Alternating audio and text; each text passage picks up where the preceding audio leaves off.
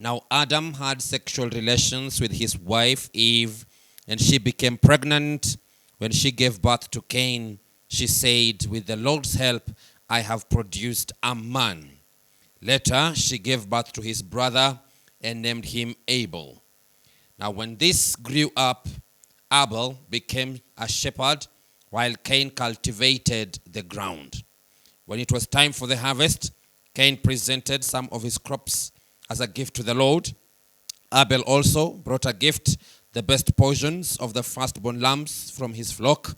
The Lord accepted Abel and his gift, but he did not accept Cain and his gift. This made Cain very angry, and he looked dejected. "Why are you so angry?" the Lord asked Cain.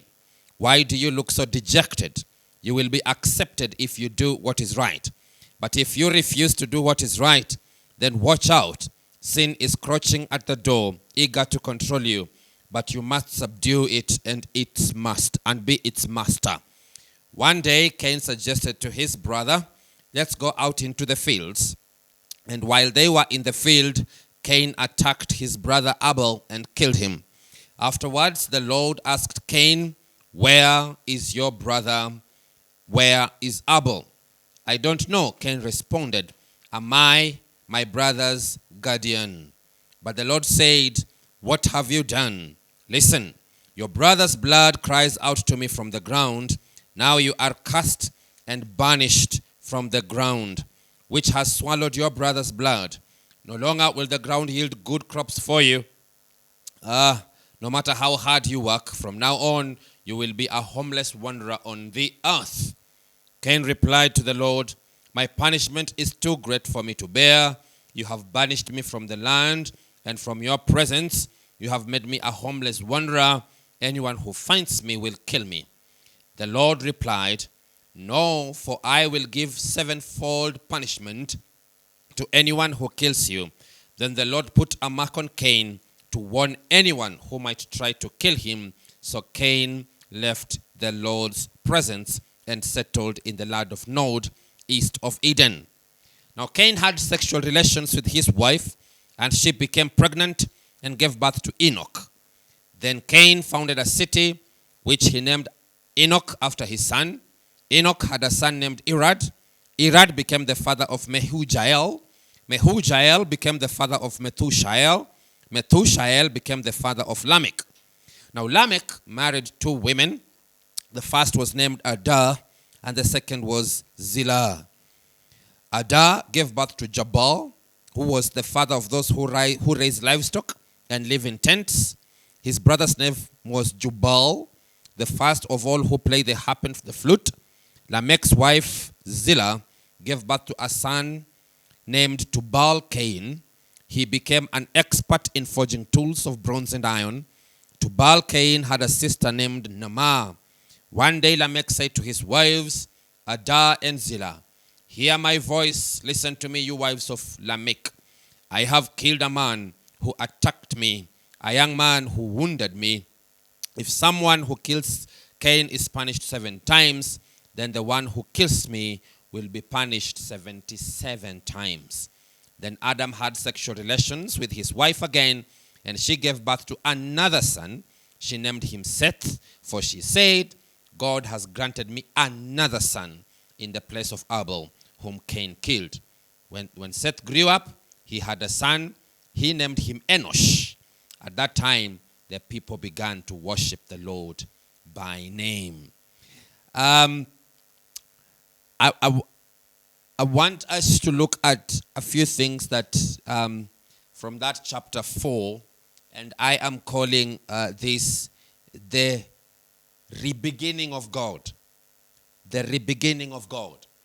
God, when you look at the book of Genesis, begins. And he begins not once, not twice for man, but he begins 3 times for man. Of course, when he creates the heavens and the earth and everything under the earth, everything is perfect and everything is good. And then he comes to create man in his own image and in his own likeness, that they may have dominion upon the surface of the earth. And then after that, of course, we know the story of Eve and the serpent and the devil, who then, seduces Eve.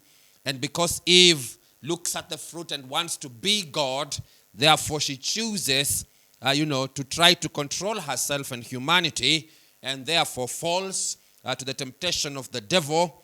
And there they, come to know that they are naked. And after they are naked, they run away from God. However, God pursues them and covers them up, with a skin of an animal. And that is the first beginning. The first beginning is that God creates a perfect world and perfect people and people who are able to follow his commandments. But then a man, through Eve, we rebel against God and we run away from God. However, God comes looking for Adam. Even though Adam is hiding from God, God is calling out, Adam, Adam, where are you? Adam, where are you? And Adam goes, since, I had you walking in the garden and I hid myself because I was naked. And of course, the punishment is past. However, God covers their nakedness and their shame by giving them, cloth from an animal's skin. And then after that, we find the story of Cain and Abel. Now that is the first beginning, or rather the second chance that God gives man. He is able to cover their shame.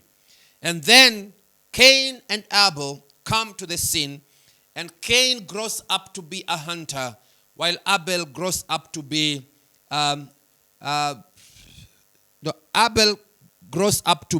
Cain grows up to be a farmer, and Abel grows up to be a shepherd who, tends flock. And so therefore one day they come to give their sacrifices to God. And after they give their sacrifices to God, God accepts the sacrifice of Abel and does not accept the sacrifice of Cain. And out of jealousy, Cain kills his brother Abel. Now, look at what Eve says when, she begats Cain.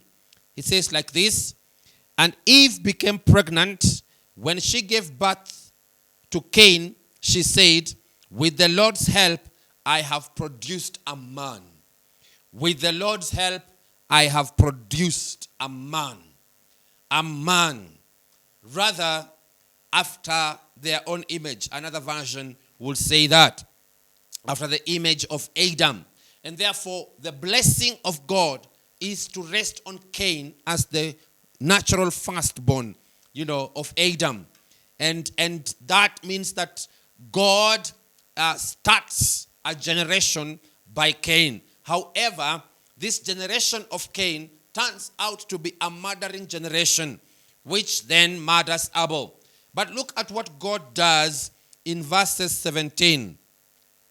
Cain had sexual relations with his wife, and she became pregnant and gave birth to Enoch. Then Cain founded a city which he named Enoch after his son. Enoch had a son named Irad. Irad became the father of Mehujael. Mehujael became the father of Methushael. Methushael became the father of Lamech. And then a story comes up with Lamech. But before all that, we are not told anything about another son that Adam and Eve had. However, God is following Cain. God is following Cain. And how many generations are those? Those are 4 generations. Enoch, Mehujael, Methushael, and then Lamech. 4 generations. God is giving Cain an opportunity to become the man upon which the descendants of man will be reckoned with. 4 generations. So therefore, Enoch comes into the picture, and then Irad comes to the picture, Mehujael comes to the picture, Methushael comes to the picture, and then Lamech. So Lamech is the 5th generation. And look at what God is doing. Well, even though Cain did all these things and is cursed by God that as he works the ground will not give him a lot of things. God is still giving Cain an opportunity through generations to, come up and revive himself. But then look at what Lamech does. Lamech in verses 23, one day Lamech said to his wives, Adah and Zillah, hear my voice, listen to me, you wives of Lamech. I have killed a man who attacked me, a young man who wounded me. If someone who kills Cain is punished 7 times, the one who kills me will be punished 77 times. And of course, you get where Jesus Christ took 77. The times that you are supposed to, 77 times 7. The times that you are supposed to forgive someone, when they wrong you. Look at what is happening here. For me, I see the ever-giving God, the God who gives opportunity upon opportunity upon opportunity upon opportunity before he even, considers somebody else. Lamech, there is Enoch, and there is Irad, and there is Mehujael, and there is Methushael, and there is Lamech. Those are 5 good opportunities for Cain and his descendants and his seed to be able to pick up the descendanthood of manhood through which God will bring salvation to the world. He gives opportunity upon opportunity. But then Lamech does the very thing that his forefather Cain did. He kills a man. And that is when we go back to Adam and Eve and how they bring back, they now begat a son called Seth. And then Eve says, God has granted me another son. Look at that. God is constantly, and even if you look at it, if you follow it, if you follow that descendant again up to Noah, there is over and over and over and over again opportunity upon opportunity upon opportunity upon opportunity. Now, look at the descendants of Seth. Seth, begot Enosh. And after that, that is the first time people began to worship the Lord by name. Look at what God was looking for. God was looking for a generation who would worship him by name, who would worship him in truth and in spirit. And he gives Cain and his descendants 5 good generational opportunities to be able to rise up and to identify God as God and to worship him. 5 good generations, and yet they don't. That is when God, goes back to Adam and Eve and begins again with Seth. And now look at this. Seth became the father of Enosh, and after that time, people first began to worship the Lord by name. And then from there, we are given generations upon generations upon generations upon generations of, Seth and Enosh and all that. And then we come, of course, there's another Enoch, and there's another Methuselah, and all that, all those people, until chapter 6, where, again, the world goes wrong again, and God comes and wipes it out and leaves Noah, all that. And if you go to chapter 9, chapter 8, after the flood, then God said to Noah, leave the boat, all of you, you and your wife and your sons and their wives, release the animals, the birds, the livestock, and the small animals that move along the ground, so they can be fruitful and multiply through the earth. So be fruitful and multiply through the earth. The same blessing that God gave Adam and Eve. So you look at a God who is looking for people, a generation that can worship him by name. And in this dispensation, are people who can worship him, not just worship him, but worship him in truth and in spirit. And he gives opportunities to generations upon generations. He gives opportunities to families. He gives opportunities to fathers, to sons, to grandsons and grandchildren, to be able to redeem a lineage, to be able to redeem a lineage. Thank God for Jesus Christ, that when he came and redeemed man and made a people and a family for God who worships God in truth and in spirit. So therefore we are called the family of God, the children of God, the people, the heirs together with Jesus Christ. And it was so hard before because a lineage, no wonder blessings would go up to, curses would go up to the 4th generation. And blessings will go up to 1,000 generations. And look at that. Lineage upon lineage upon lineage. What am I picking up from here? God is a God who gives lineages opportunities to be able to raise generations of worshippers, generations of men who can be able to stand up and worship the Lord in truth and in spirit.